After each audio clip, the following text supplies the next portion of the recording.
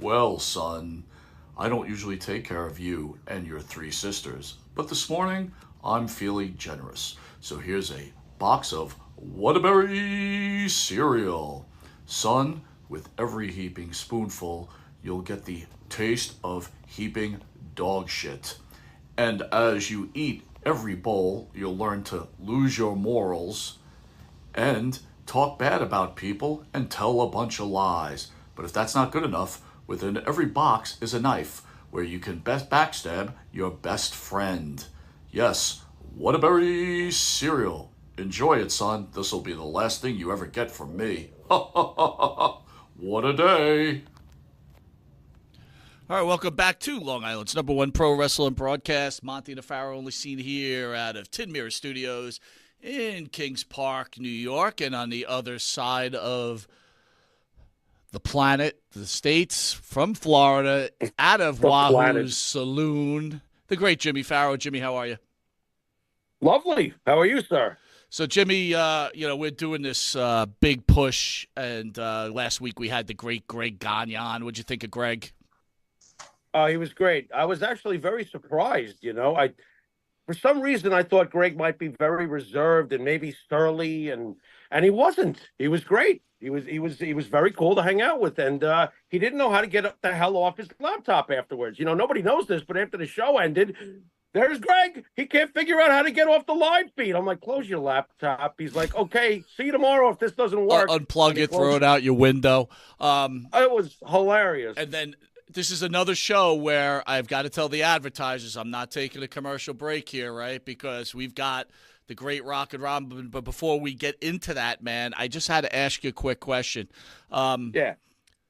We usually open up with news, and then we'll ask Rockin' Robin what she thinks of the news, blah, blah, blah. But I want to go this route with you, and then I'm going to go to Robin after it is. I was thinking I was at work. And by the way, I just got to mention something, right? So you know my real job in life, right? And a commercial comes on for a transportation company.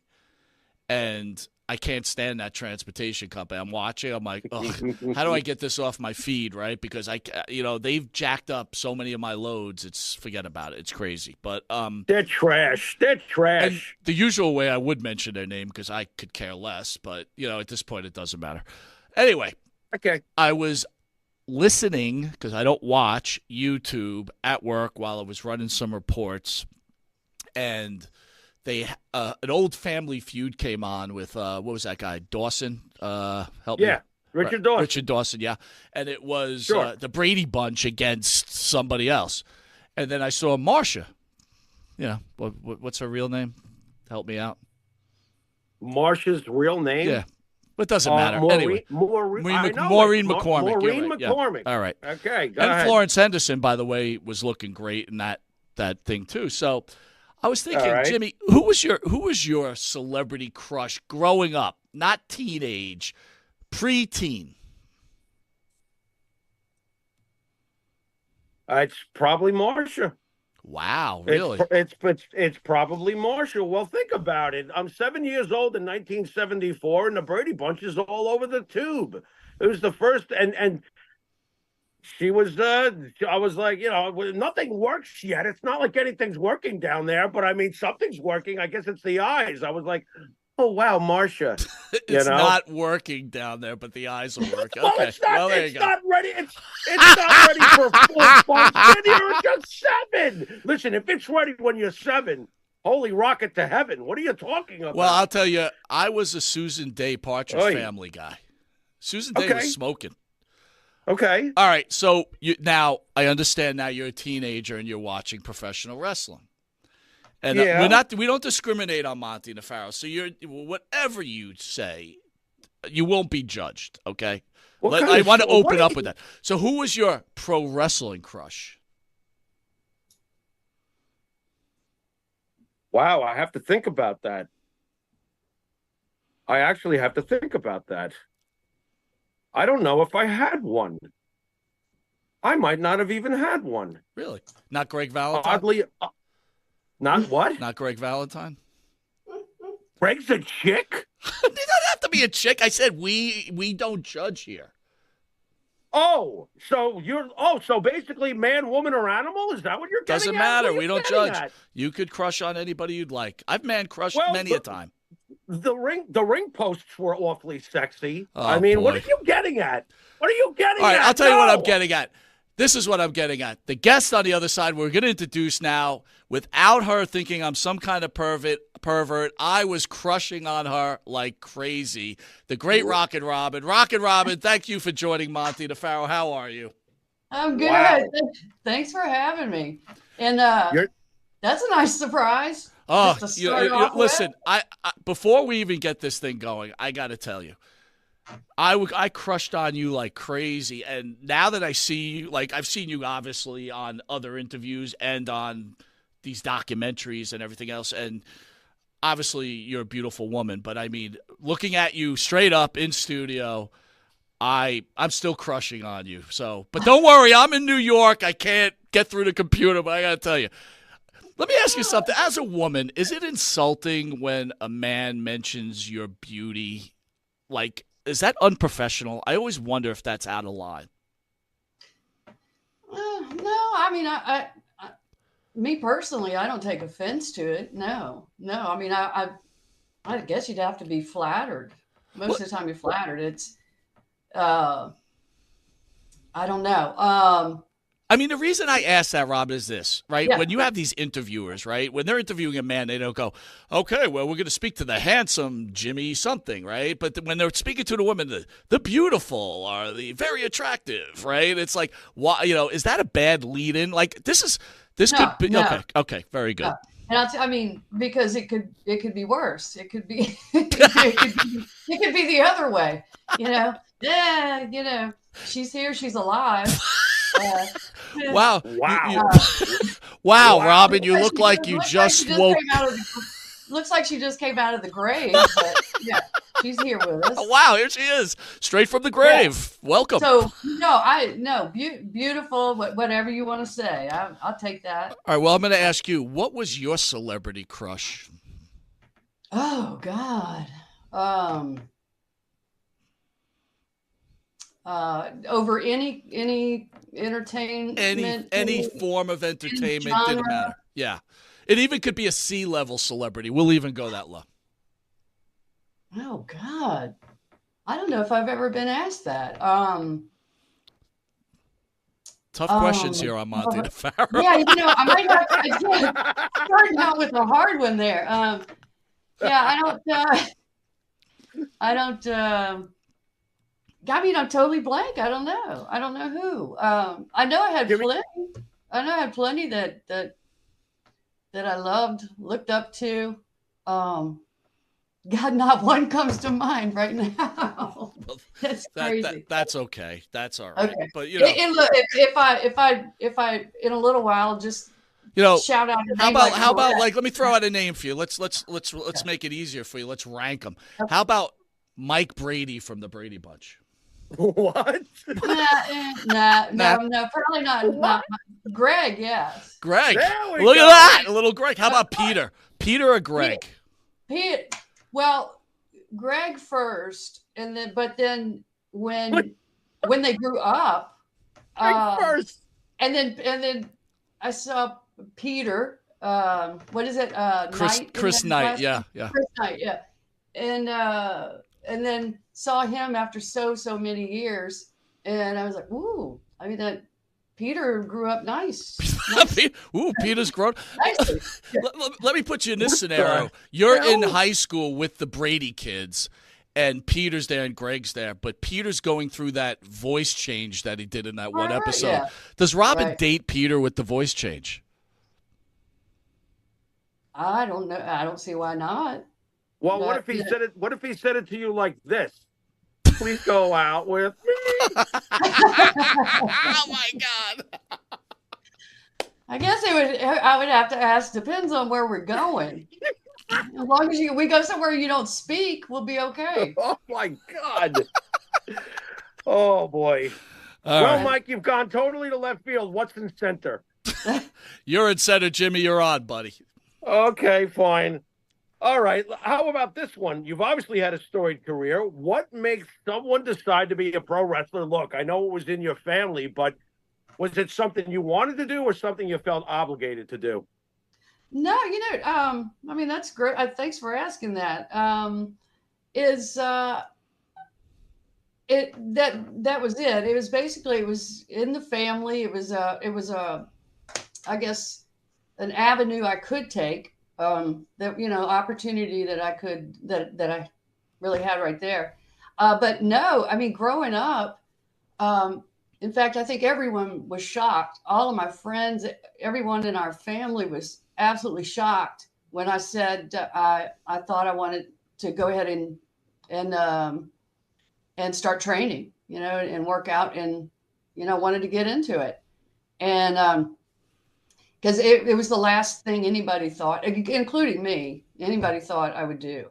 And but I think my mind changed when I started. I'd turn on Saturday morning, turn on the TV, and I remember seeing that the cartoons for the first time, the rock and roll wrestling, the cartoons, and my jaw dropped when I saw Jake on there. And I was like, God, dude, he's a cartoon now. Man, I mean, so I was like, wow, I mean, it's coming out of the shadows. It seemed like it was kind of coming out of the shadows from the old days. Um, you know, growing up with it and growing up, in our family. And of course, I mean, everybody knew what our father did. Um, at that time, it wasn't really cool. You know, you always just got challenged. They wanted to walk up to you, and oh, your daddy's fake, everything's fake. What y'all do, what he does is fake. And I'm like, well, the swimming pool in the backyard's not fake. Yeah, yeah. Ours in the garage is not fake. I mean, it wasn't a bad. We weren't just kind of slung around and on the road all the time. Um, it provided pretty well.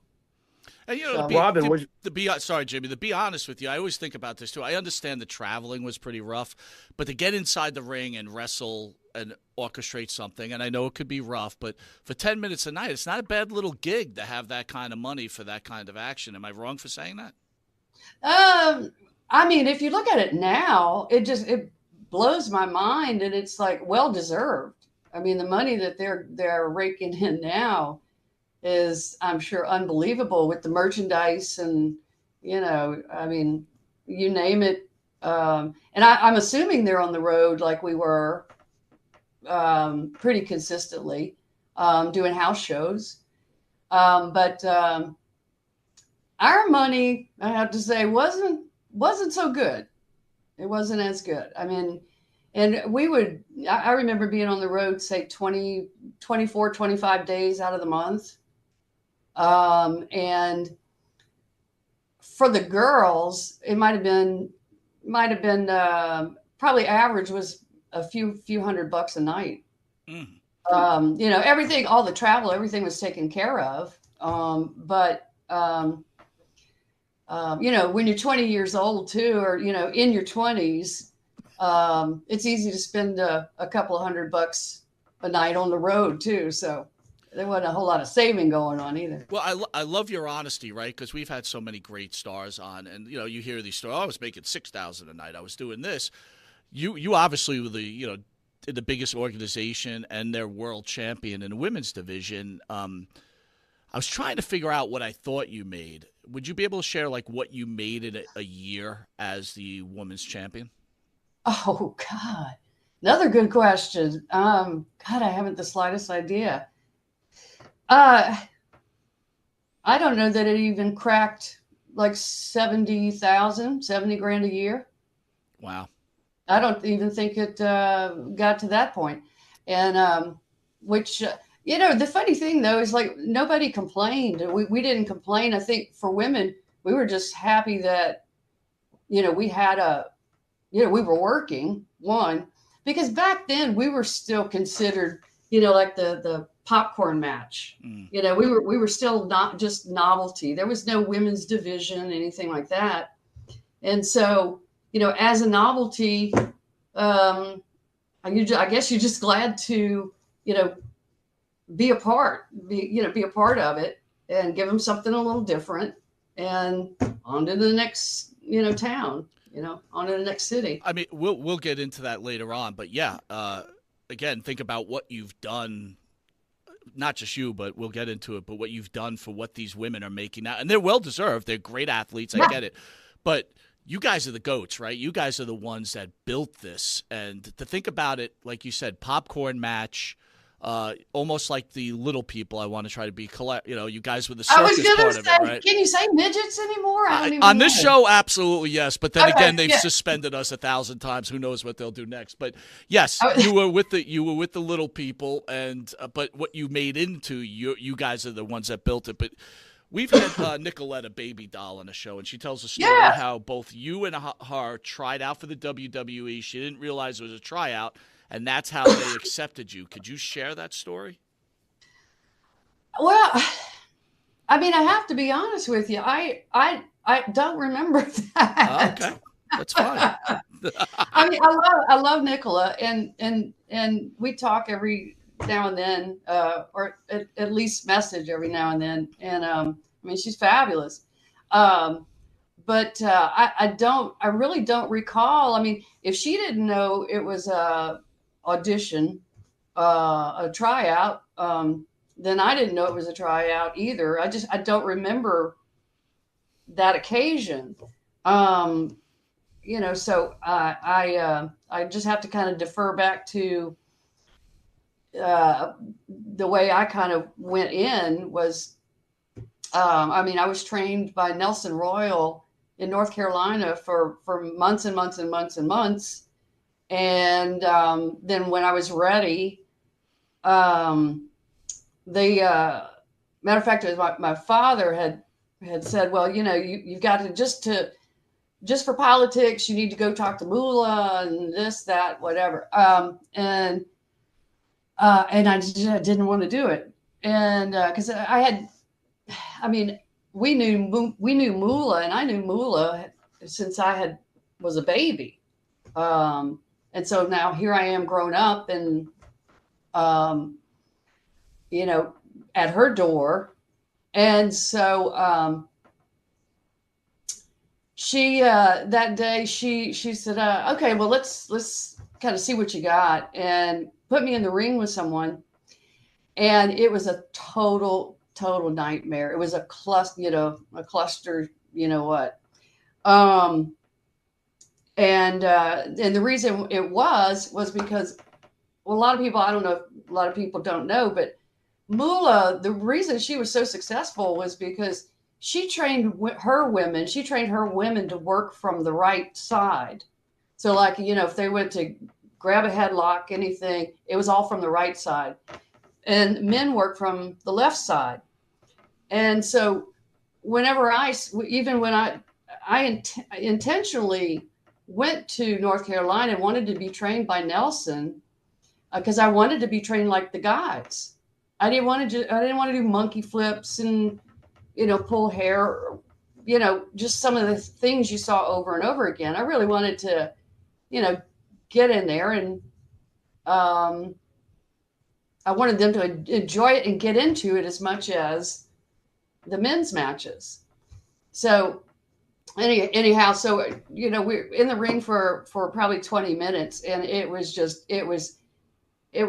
so sad. I mean, it was just really bad. So Moolah tells me, or back to the left and right thing. That's why we just kept missing each other in the ring.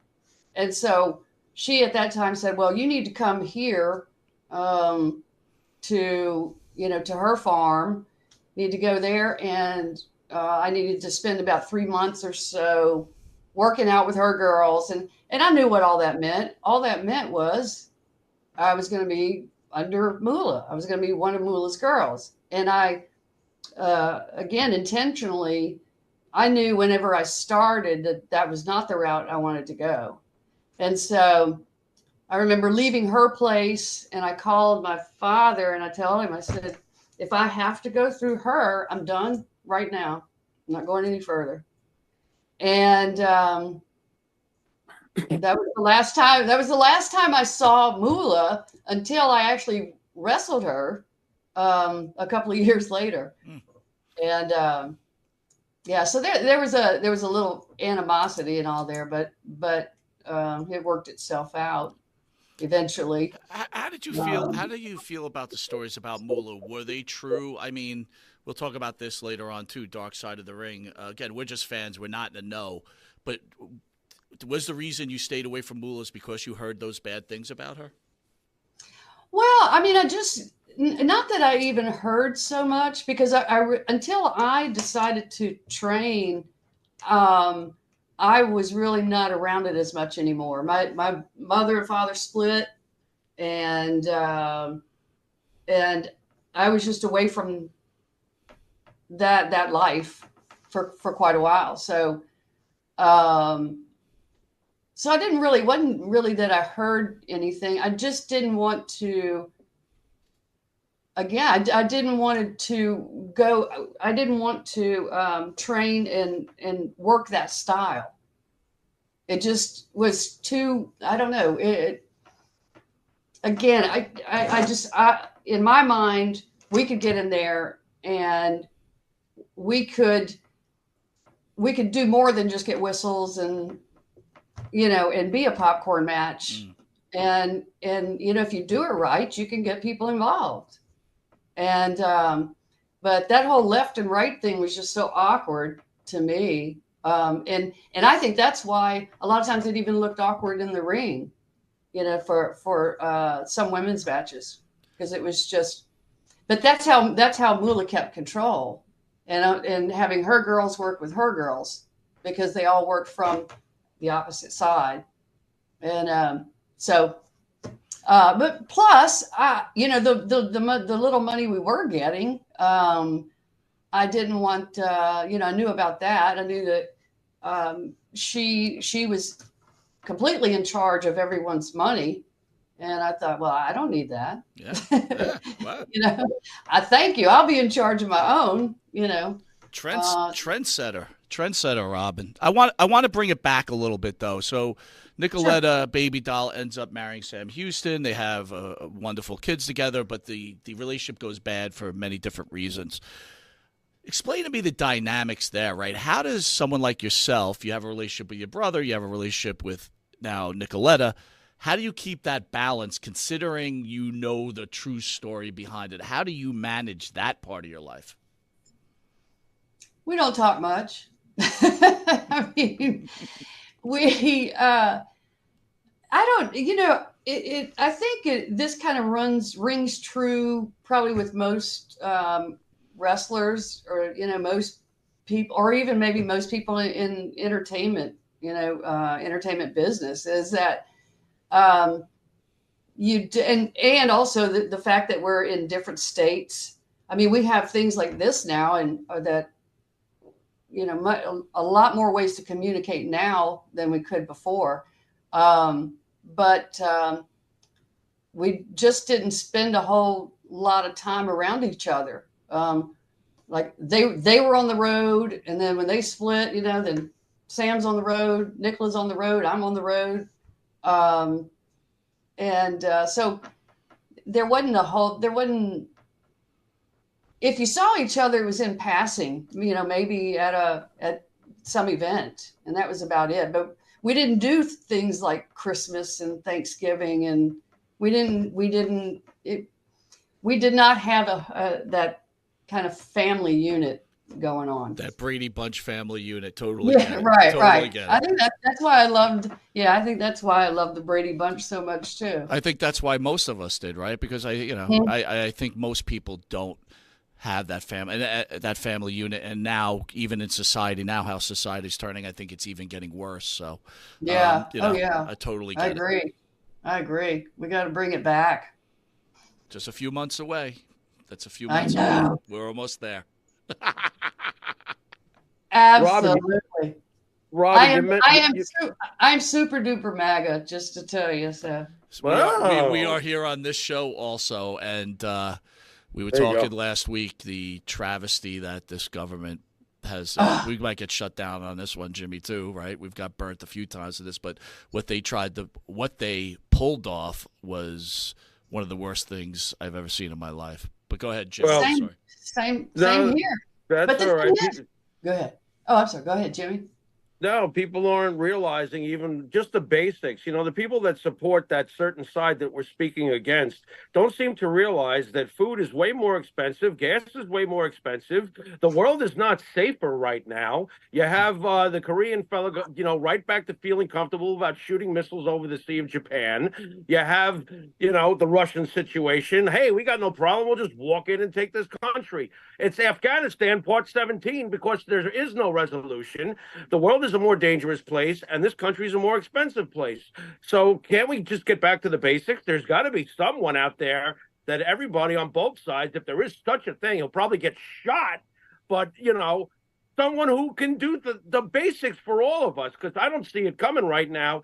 And I had a much easier time of living, as hard as living is in general, even when times are better, in the previous regime. My apologies to those who don't agree with facts, but things are more expensive and the world is more dangerous.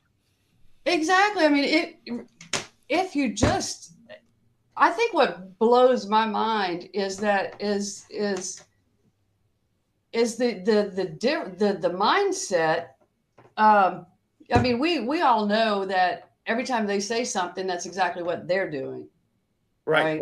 That's just how, they say it. It's like, that's, you just stated your playbook, basically. Right. Right. Well, that's what they're doing. But I can't understand, say, let's put our guy aside, love him to death.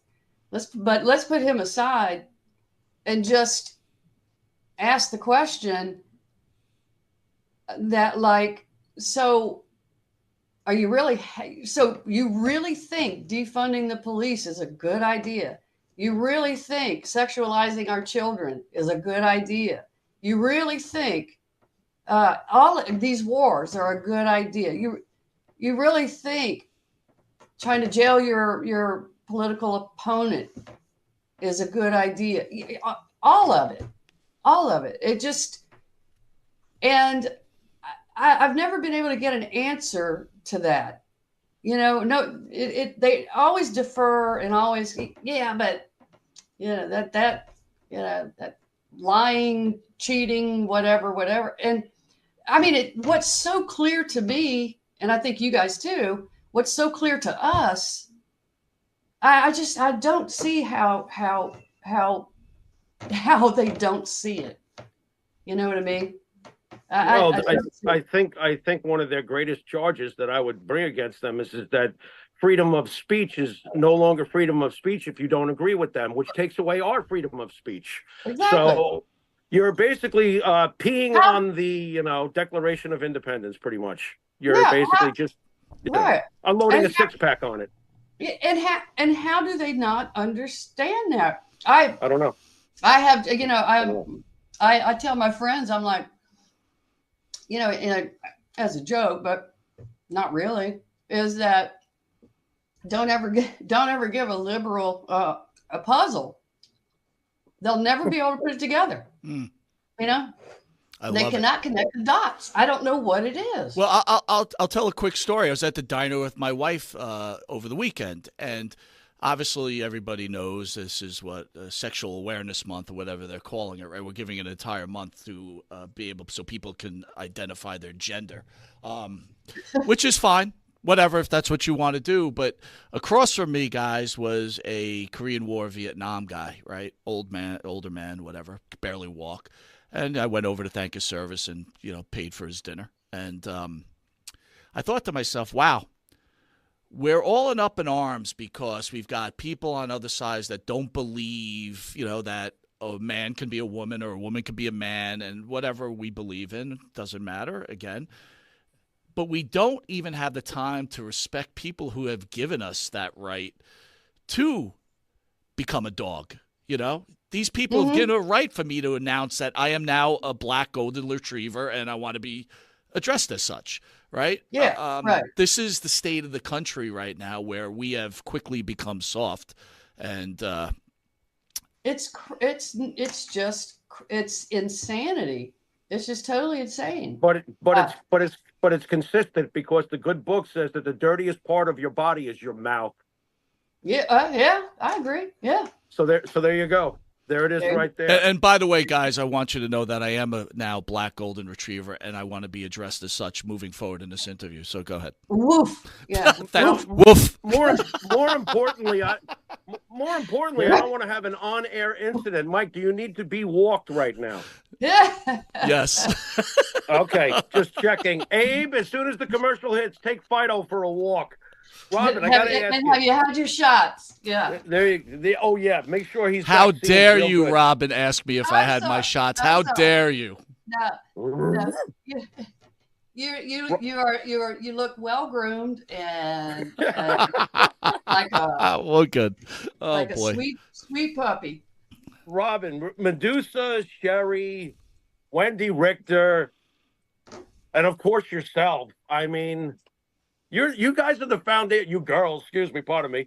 You girls are the foundation of what built women's wrestling into what it is today. Do you ever get remorseful about your timing? Because what would Rockin' Robin be worth today in her prime with the strap on her, with the merchandise and stuff? Do you ever get like, it's not the best word, but do you get jealous or do you get like remorseful or like, damn it, why couldn't my time be now? I don't know how many times I've thought about that. Yeah, of course, because I mean, like I said, back then we didn't even have a T-shirt. You know, we didn't have, like I said, no merchandise, nothing, and also, I mean, a huge difference too is that, I mean, you look at it today and it's just a machine. You know, it's all very well put together. And the outfits, the gear, you know, from everything they wear, they've got the seamstresses in the back, you know, and I mean, with us, you had 2 or 3 little suits that you took back to, you know, your hotel room that night, had to wash everything out, and hopefully it's dry by the next day, and you're going to, you know, your next show. Like I said, that stuff, I think with Hogan and all those guys was just getting started, you know, with they're cranking out the merchandise and this and that, but it didn't dribble down to us for sure.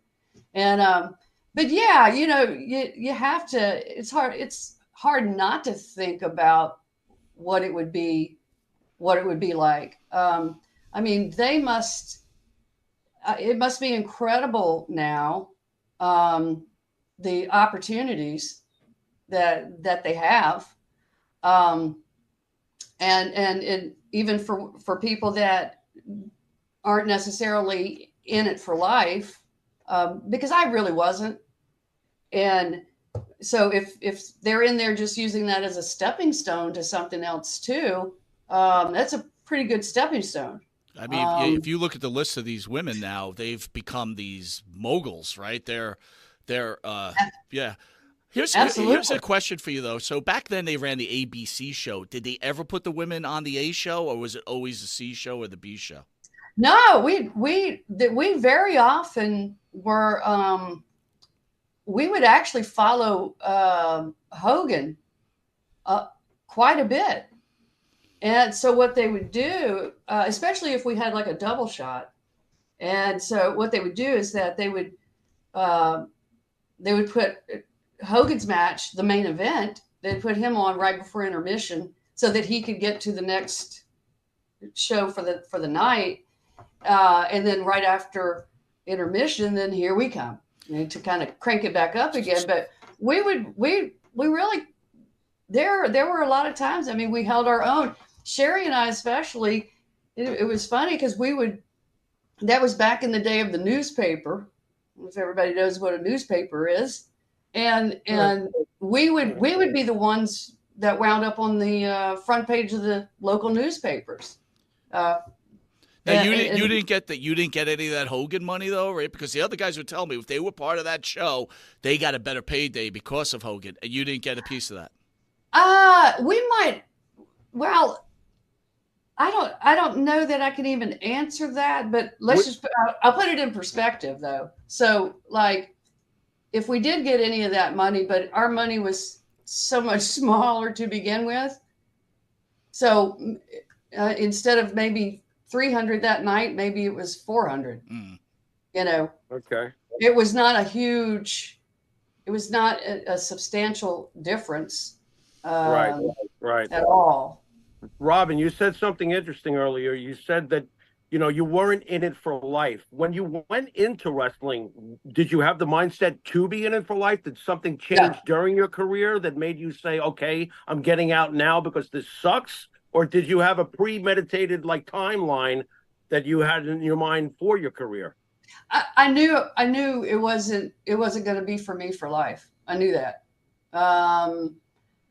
I really, going into it, I really didn't have a timeline. I knew what I wanted to do. I knew I wanted to go as far as I could go, which was, WWF at that time. And that was all I had my mind set on. And I guess the thing about it was I got there pretty quickly. And probably there were a lot of reasons for that. One is that there weren't a whole lot of girls to begin with. So not having to, as far as timing goes, it was probably the right time for me to go in. But no, I knew that it wasn't for me for life because I love wrestling, always will, always have. But I was never the passionate one about it, that, oh my God, it's in my blood. And I got to go wrestle somewhere. I just got to get into a ring. It was never like that. I guess I don't know. Maybe I wanted to prove it to myself that I could do it because it kind of was a family thing. And I realized it was that I did have a huge opportunity that a lot of people wouldn't have. Certainly doors, I could be taken to the right doors. You still have to kick them open and do your thing. But I knew I was going to have to go on to other things. Robin, yeah. was the family very competitive? With your different levels of success, did you have any of that kind of dynamic in the family at all between each other? Not at all. Well, I take that back. One time Sam called me. I think they both did. Sam and Jake both.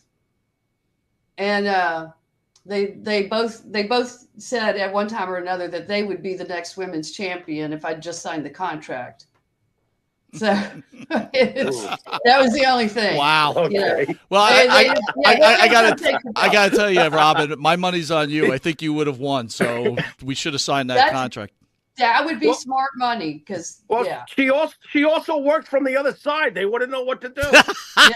No, she worked from the right side, Jimmy. Oh, she worked from their side. You got to do the moolah thing. You got to do the moolah thing. Oh, no, that was intended. That was intentional. Yeah, it's all ass backwards that way. It's all ass backwards. So I got you, Robin. We're not into the low hanging. All three of it. We all had the same mullet. Yeah, and pretty good looking. We all had really nice mullets. Yeah, but Robin, you were 10 times better looking. Trust me. Oh, thank you. Trust me. That's fair. Fair enough. Robin, we're not into the low-hanging fruit stuff. We know what you had to endure throughout your life. But question about Dark Side of the Ring. Yeah. Do you think that show is good for wrestling? Good for wrestling? I don't know if it's good for wrestling. It's probably good for wrestling fans. Longtime wrestling fans, and I think in a lot of ways it's good for people good for the wrestlers that were in it to be able to tell some of those stories. I think. But don't you think it's like, again, I watch it, I get it, but it's like, it's always so negative. It's the dark side of the ring, and it's always so negative and negative. I mean, in today's society, do you think that's good for the sport itself? Well, I mean, Robin, think about it this way. A lot of these guys are down on their luck, right? And they take this show and they pay them a little bit of cash and they put them out there to make them look even worse than they could. It's almost embarrassing at some points. And at some points I go, man, what am I doing watching this? Because, this guy was an icon back then. I don't really want to think this way about him or her. Right. Yeah. Yeah. You want, you carry your own memories about all of that. And, a lot of them were heroes to people. I mean, I don't know. Maybe, well, like I said, for some of the older people like me, that they just kind of provided a platform to tell some of those stories. And a lot of them were stories that had just been going around for years and years and years. And so they were either true or not. And I think, Dark Side validated some of those. And then, it's not pretty, but, if it sounds to me, and it sounded to me like it was getting, really eaten up by fans. They liked the show. They love it. Everybody loves the dirt. I mean, I get it, but it's again, Yeah, I don't know if it's a good thing for wrestling. Well, Robin, what does it say to you about society? Like, let's say, for example, I went to Mike and I said, I got a great idea. Let's invent a show called The Bright Side of Wrestling. And it'll be an hour of all the good stuff. It'll show Bob Backlund actually spending his whole life as a wrestler and a person and being a great guy. Do you think it makes it to season 2? Because I don't. What does that tell you? I mean, look, you've been behind the scenes you were behind the scenes for years. You know how wrestling is behind the curtain, like the fans never will. Is wrestling really that bad, or is there a lot of good to what you guys went through and experienced together? And is it really that bad? That's my question. Yeah, no, there was a huge difference between the way, like, I grew up and knowing wrestling like I did before going into it myself. Big difference between, years ago, the territories, and everybody, drives from here to here to here to here. It was pretty grueling, really. And then to go into something like WWF, where it was more organized. It was well organized. Again, not the machine that it is today, but I mean, they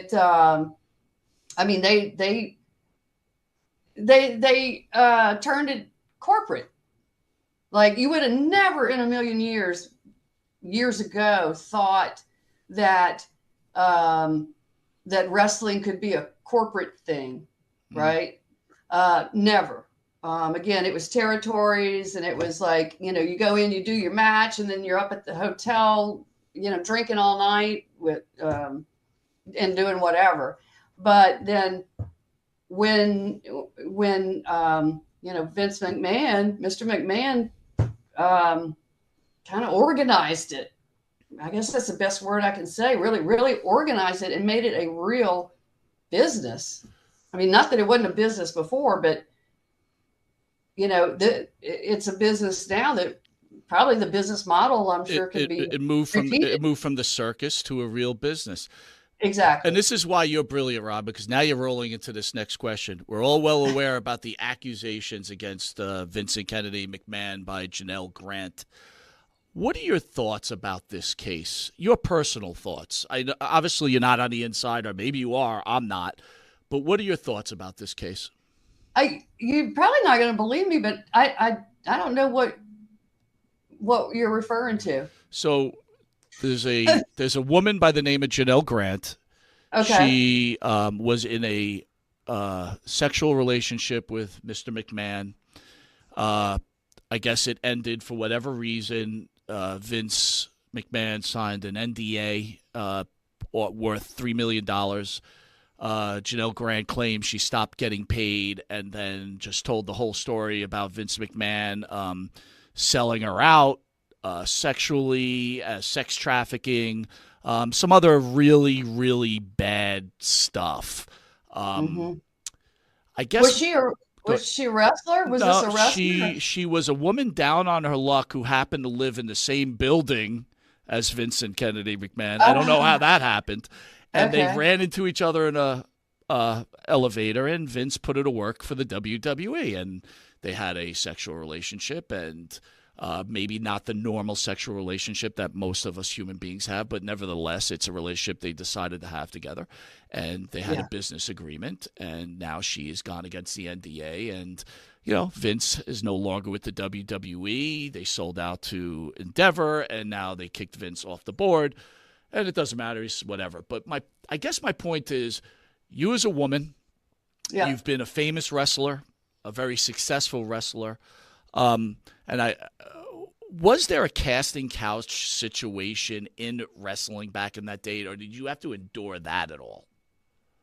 No, I didn't, not at all. And I never saw anything. Now, again, I think it was two different worlds. Two completely different worlds that I saw.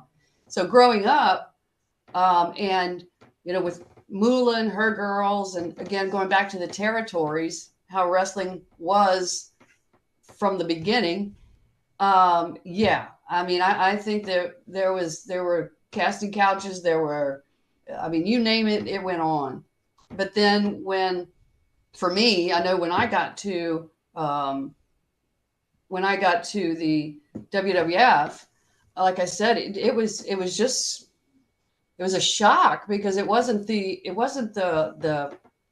underbelly, it wasn't the dirty underbelly that the what wrestling used to be. It's now it's a real business, and no smoking inside the Coliseum, or you had to look presentable. So let me ask you this question then. Beautiful lady.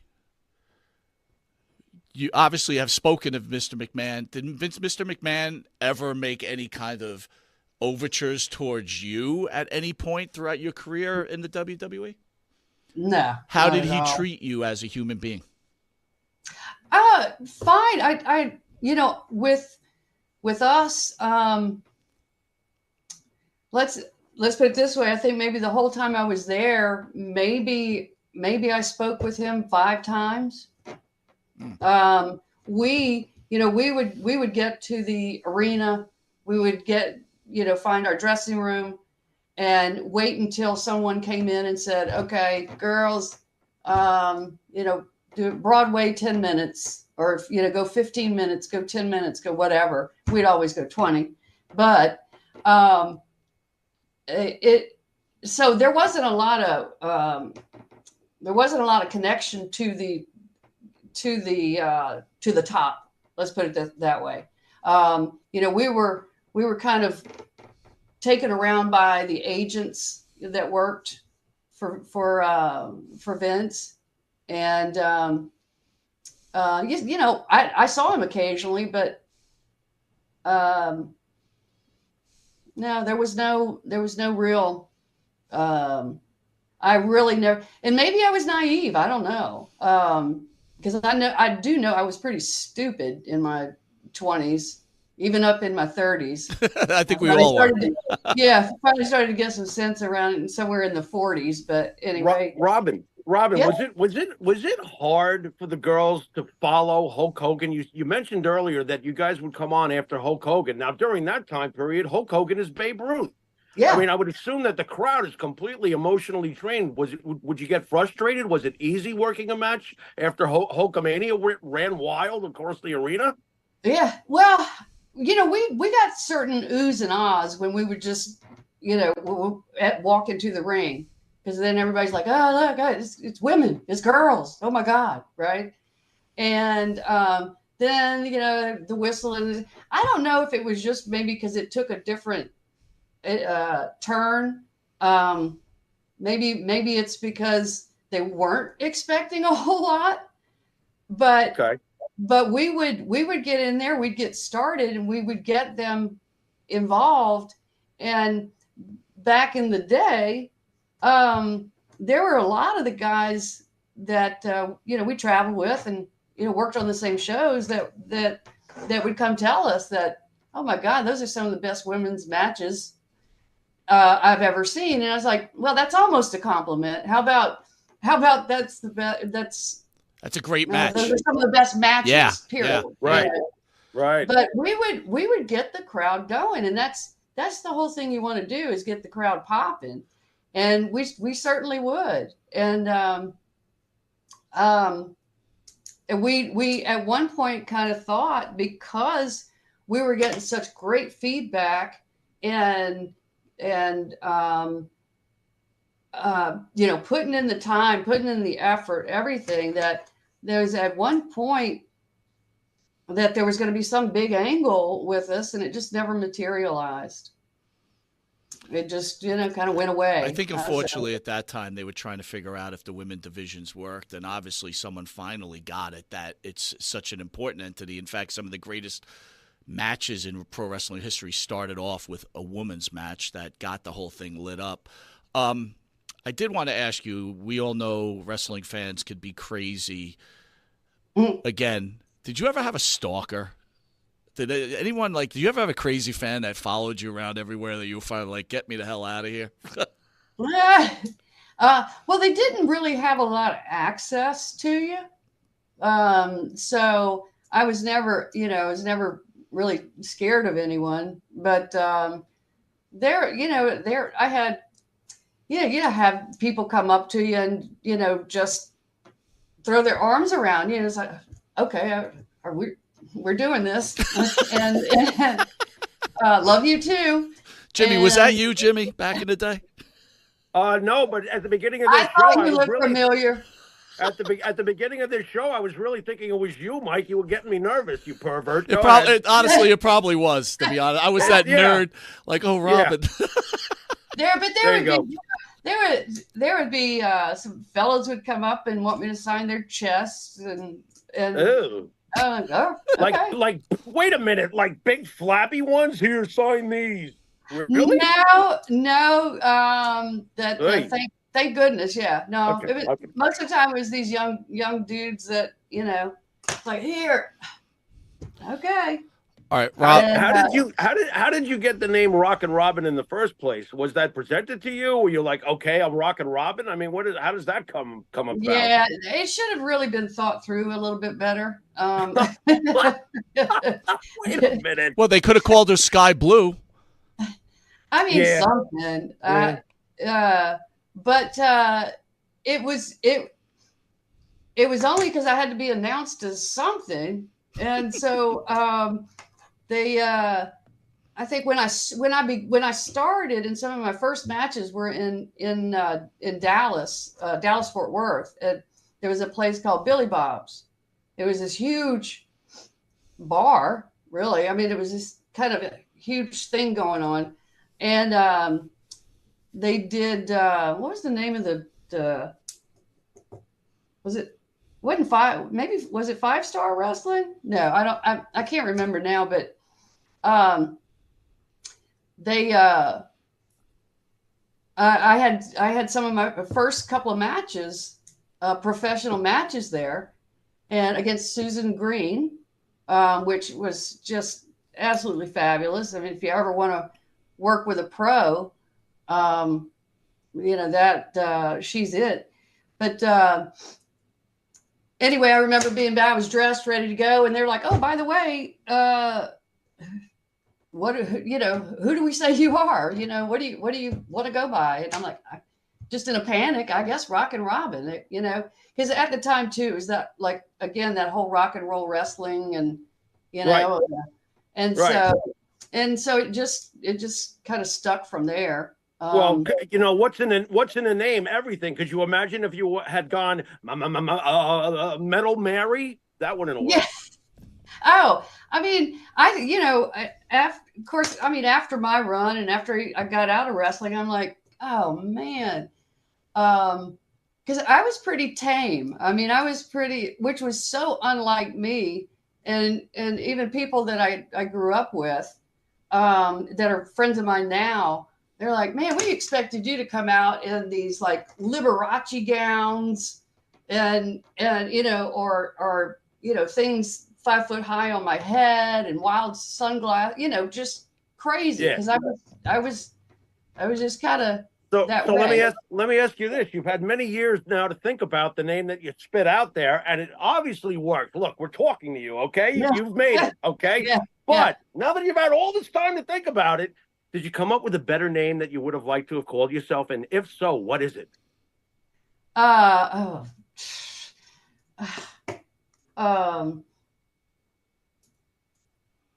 You got me. I don't know. No, I did, but I would love to be able to say something. No, I never really thought about anything else. But obviously, yeah, there would have been so many others that I could have done more with, certainly, and had more fun with. I don't know, the Beast. Who knows? The Beast. Yeah. The Beast. Listen, Jimmy, I love that name, and that is right. Listen, I really want to bring this back to a really super important subject because it's clearly what a strong woman Robin is. And Robin, I hate to go back to the negative, but I have to get your opinion on this. Sure. You didn't know about Vince McMahon. I totally get that. And Missy Hyatt, Missy Hyatt, I'm assuming, right? Mm-hmm. Missy Yeah. Hyatt recently has come out and said that Vince McMahon fired her because she wouldn't have sex with him or something to that level. Do you think that this has gotten out of control with women making claims on men? I mean, it's only human nature, right? You're an attractive woman. I say, hey, Robin, I like you. Would you like to go on a date? No, you're a fat bald guy. Leave me alone. I'll come back a second time and say, you're beautiful. Give me a chance. You go, no, you smell. Leave me alone. And I should walk away. I get it. But are women now taking advantage of men in general? And how do you feel about Missy Hyatt after all these years coming out and making this claim? And by the way, she was on our show 2 years ago and said he was a great guy. Regardless, what are your thoughts as this strong, independent, and actually one of the greatest in her profession? Oh, thank you. I appreciate that. But yeah, I mean, I do think it's out of hand. I think it's what two people choose to do is their business. I mean, the way I feel about it, and I honestly don't want to hear about it. If someone forced themselves on you, then yeah, scream your head off and tell whoever you can, and because that's behavior that doesn't stop with you. That's somebody, a guy who will do that, or for that matter, a woman who will do that. That's just, I guess, their nature. But I mean, we all go through stuff, and only they know the truth. I certainly don't. And if they're telling their truth, that's fine. But like all this other stuff going on. Yeah. And who I'm referring to. Yes. But that is just, it's such. Who cares? I don't care. All right, but here's another tough one for you, okay? Mm-hmm. And again, if you don't like to answer the question, I'm saying this with respect, but I respect your opinion. Your Sure. brother, Jake, Mm-hmm. he came out after these Vince McMahon allegations, and I don't know if I'm quoting him verbatim, but that it was the most disgusting thing he's ever heard in his entire life. And personally, I felt like we all know the stories of Jake, and obviously Jake is well respected by a very large fan base, and he does have influence on people's thinking. And I thought to myself, wow, isn't that the, pot calling the kettle black? Maybe you should shut your mouth on this one, pal, considering all the things you do. I know he's your family member, and I'm not asking you to talk bad about him. That's not my point. My point is, do you feel that people need to shut their mouths, especially when they live in a glass house? Yes, absolutely. Absolutely. There are just things that I feel like are nobody's business. It's like I don't want to know. I don't want to know who you share things with and who you do your little whatever it is you do, who you do that with, what you like, what happened. That's I don't care. I really don't. I don't care. But on that same note, if it's something, if you've been traumatized, hurt, whatever, or brutalized, that's a different story. But no, I certainly think that it's not anybody's business who you sleep with, who you hang out with, who you do anything with, and like with everything that is going on today, it's the same thing with all the everybody wants their rights to live the way they want to live, which is great. Okay, live it, but that doesn't mean I need to. Mm-hmm. I don't live it the way you want to live it, as long as it's under my rules, not your rules, right? You can do what you want as long as I agree with it. Yeah. I mean, it's like I'm happy for anybody who's happy. Do what makes you happy. But Robin, do you think that it'll ever change, whether we finally start to pass laws that enforce that if accusers' accusations are discovered to be unfounded or exaggerated in a court of law, that the accuser himself has to serve a penalty in due time? Or herself, Jimmy, or herself, right? Yeah, himself or herself. They should. And the same, it's funny because I've had this conversation with a good friend of mine many times. Attorneys who throw out this bait to just to get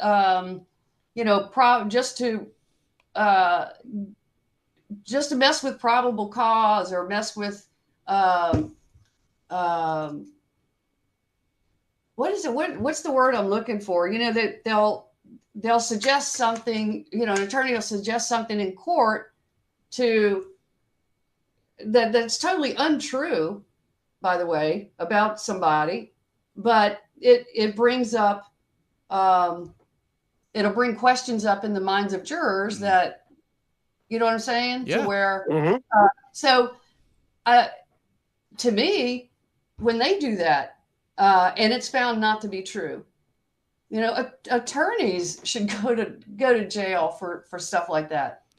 I mean, how? And I just don't understand why you can go in a courtroom and just throw something out there just to see if it sticks.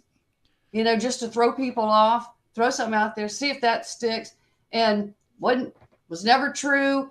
Never had any evidence of what they're saying. That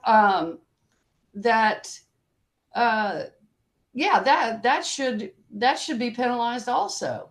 Like I said, an attorney should not be able to do that unless they can actually prove it. You shouldn't just be able to go in there and say it. I love just it. to give them something else to think about. So I love it, Robin. I love it. Yeah, I mean that's just I think that's part of a bigger problem. That you can say anything you want, and it's not about getting to the truth. It's just about getting this person off or getting that person off. Nobody's looking for the truth anymore. Right. And, it's a very expensive game at the taxpayer's expense. Yes. And people's reputation. Disgusting. Anyway, Yes. we're out of time. I want to thank Sal Corrente for hooking us up. Robin, I got to tell you what an honor it is to have a legend like yourself on the show. That's very I sweet. loved you before I met you. Now I even love you more. I may be stalking. I may be outside your house stalking you. Yeah, you do have my email now. I do have your email. Look out. She'll get That's 80 emails. She's like, I'm changing everything.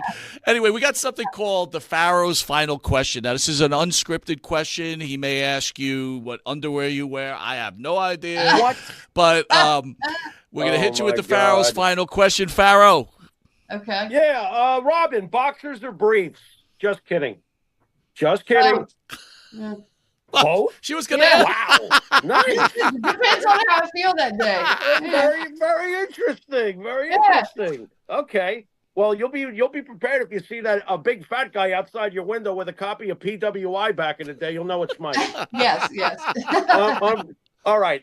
So here we go. You know what? We ask a lot of people this, but I'm gonna do this because it's you. Okay. Okay. Give me Rockin' Robin's Mount Rushmore of the 4 most important, greatest women wrestlers in the history of this business. Oh, I guess right off the bat, I do want to say Sherry, because Nice. we spent so much time together, and she's She's the greatest. Greatest. I'll The always greatest. I'll always be thankful to her too, because typically it's the heel is usually the one that will call matches and this and that, and but she let me do my thing. I mean, it was a little bit of a rough start, but when she realized I was serious, and not just there because I knew people, that she she would give that space and allow me to do some things, and I actually called most of our matches, and but like I said, it takes a big person to do that, because she's been in the business forever, and here I come in, nobody knows who the hell I am, and most people, because no one ever talked about the relationship with any of us, and but to support me, or give me that support, give me that time to shine. I mean, God bless her. I'll always be thankful for that.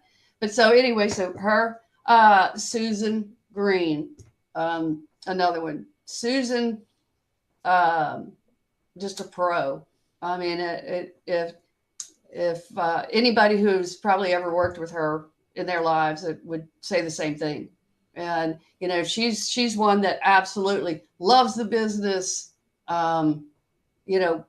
She lived it, breathed it, everything. And in fact, I recently spoke with her, and it was great after 30 some odd years.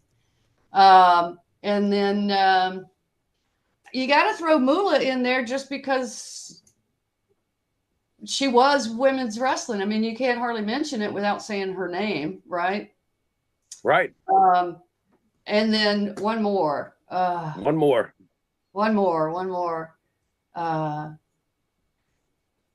As far as who I liked, or who are talent wise. Well, stay with the list you have so far. Whatever mindset you've been using for the first 3, put it for the 4th. Okay. Oh, geez. This goes way back. Sandy Parker. Wow. Yeah. Okay. Tell us. She was just, I remember when I was much younger, I mean, just a small child. And she actually was pretty good friends. Her and my mother became pretty good friends when they would come in town. And I just remember, being in the stands, watching her. I was just always fascinated. And she just, she gave it as good as you can give. And for her, she was an African-American woman. And at that time, I can't imagine what she went through. and the things that she did and the door she had to kick down to get where she was. So, yeah. It's an amazing list, Mike. Amazing list. Amazing list and an amazing person. Robin, thank you again for appearing on our show. This is truly an honor. I can't keep saying it enough. Well, thank you. I love you guys. I'm gonna. Thank you.